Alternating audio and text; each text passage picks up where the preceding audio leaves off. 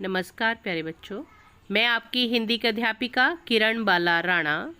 आज हम अपनी हिंदी की पाठ्य पुस्तक कृतिका का पाठ 3 पढ़ेंगे, जिसका नाम है रीढ़ की हड्डी।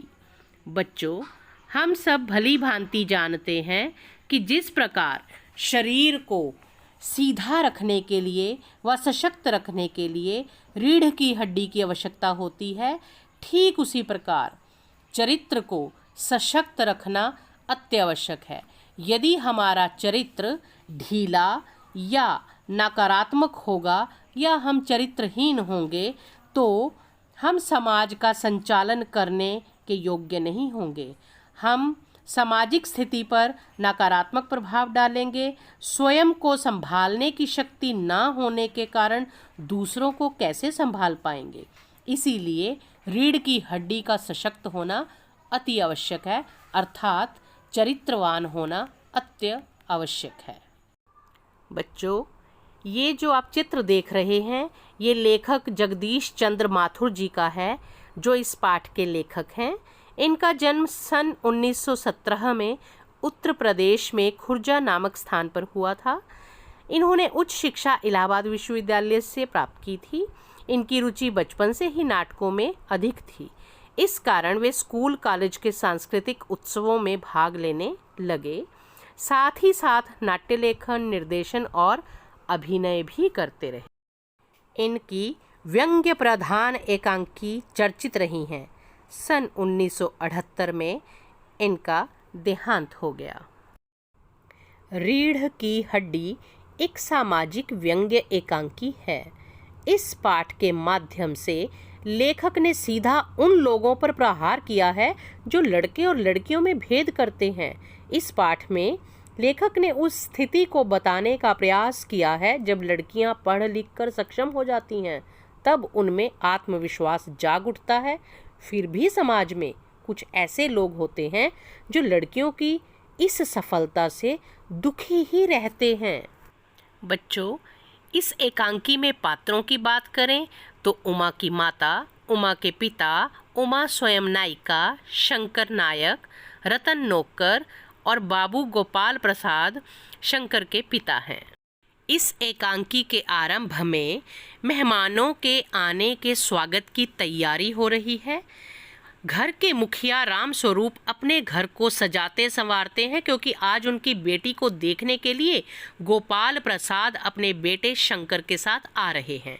राम स्वरूप अपने नौकर के साथ तख्त और उस पर बिछाई जाने वाली चादर ठीक करते हैं।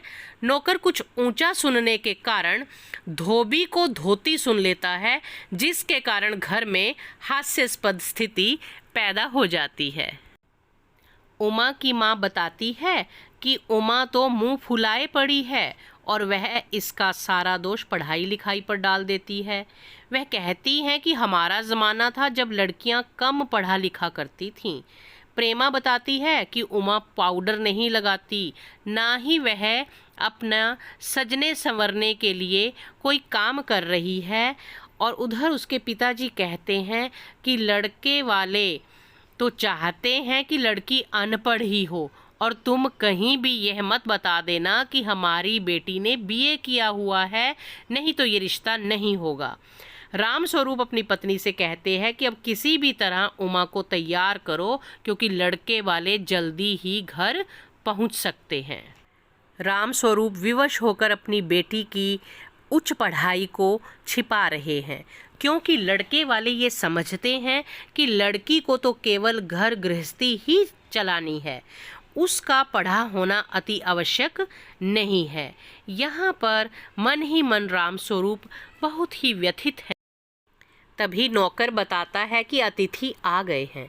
वे जल्दी से हारमोनियम ठीक जगह रख देते हैं और नौकर को मक्खन लाने के लिए बाजार भेज देते हैं।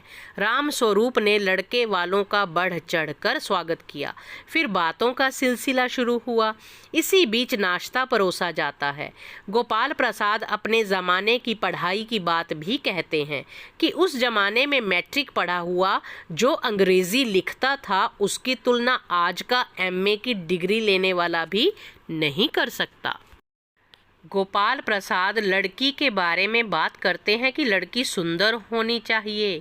फिर वे राम स्वरूप से पूछते हैं कि उनकी लड़की अधिक पढ़ी लिखी तो नहीं है, क्योंकि उन्हें अधिक पढ़ी लिखी लड़की नहीं चाहिए, बस मैट्रिक पास ही होनी चाहिए।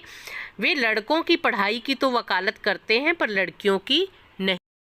इसके लिए वे तर्क देते हैं कि मोर के पंख होते हैं, मोरनी के नहीं। शेर के बाल होते हैं, शेरनी के नहीं। उनके अनुसार पढ़ने लिखने का काम तो पुरुषों का होता है, स्त्रियों का नहीं। राम स्वरूप उनकी बात का पूरा समर्थन करते हैं। तभी उमा का प्रवेश होता है। उसके हाथ में पान की तश्तरी है, सादे कपड़े पहने हुए हैं, गर्दन झुकी हुई और आंखों पर चश्मा। गोपाल प्रसाद और उनका बेटा उमा का चश्मा देखकर चौंक उठते हैं। तब रामस्वरूप बहाना बनाकर कहते हैं कि पिछले महीने इसकी आंखें दुखनी आ गई थी, सो कुछ दिन के लिए चश्मा लगाना पड़ रहा है।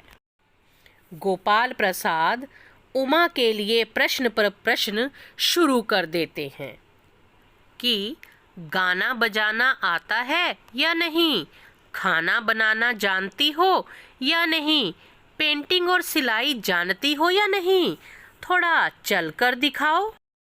पिता के कहने पर वह मीरा का प्रसिद्ध भजन मेरे तो गिरधर गोपाल गाती है। तभी उसकी नज़र शंकर की नज़र से मिलती है और वह अचानक गाना बंद कर देती है। गोपाल प्रसाद पूछते हैं, इनाम भी जीते हैं या नहीं? वह कुछ नहीं कहती, चुपचाप बैठी रहती है। पिता के कहने पर उमा फूट पड़ती है। क्या जवाब दूं पिताजी? जब मेज कुर्सी बिकती है तब दुकानदार मेज कुर्सी से नहीं पूछता, सिर्फ खरीदार को दिखा देता है। पसंद आ गई तो अच्छा, वरना। वह आगे कहती है, इन महाशय से पूछिए कि क्या लड़कियों का दिल नहीं होता, क्या उनको चोट नहीं लगती? तब गोपाल प्रसाद झल्ला उठते हैं। उमा गोपाल प्रसाद से कहती है, ज़रा अपने साहबजादे से पूछिए कि पिछली फरवरी में ये लड़कियों के हॉस्टल के इर्द गिर्द क्यों घूम रहे थे और वहाँ से कैसे भगाए गए थे। इन्होंने नौकरानी के पैरों में पड़कर माफ़ी क्यों मांगी थी और फिर वहाँ से भाग क्यों निकले थे। उसकी वहाँ पिटाई भी हुई थी। उमा शंकर के चरित्रहीनता को उधेड़ कर रख देती है। गोपाल प्रसाद हक्के बक्के पूछते हैं, क्या तुम पढ़ी लिखी हो? तब उमा कहती है, हाँ, मैंने बीए पास किया है, कोई चोरी नहीं की, ना ही आपके पुत्र की तरह ताक झांक कर कायरता दिखाई है। मुझे अपनी इज्जत और मान का ख्याल है। उमा के कथन द्वारा गोपाल प्रसाद को पता चलता है कि वह कॉलेज में पढ़ी है। उमा ने जब लड़के की सभी काली करतूतें कह दी तब लड़के वालों का मुंह देखने लायक था। गोपाल प्रसाद बोले कि राम स्वरूप जी, आपने क्या हमें यहाँ हमारी बेइज्जती करवाने के लिए बुलाया है? गोपाल प्रसाद स्वयं को अपमानित किए जाने की बात कहते हैं और वहाँ से जाने का उपक्रम करते हैं तो उमा यह कहकर उन्हें और चिढ़ा देती है, घर जाकर यह पता लगाइएगा कि आपके लाडले बेटे की रीढ़ की हड्डी है भी या नहीं, यानी बैकबोन। गोपाल प्रसाद और शंकर लौट जाते हैं।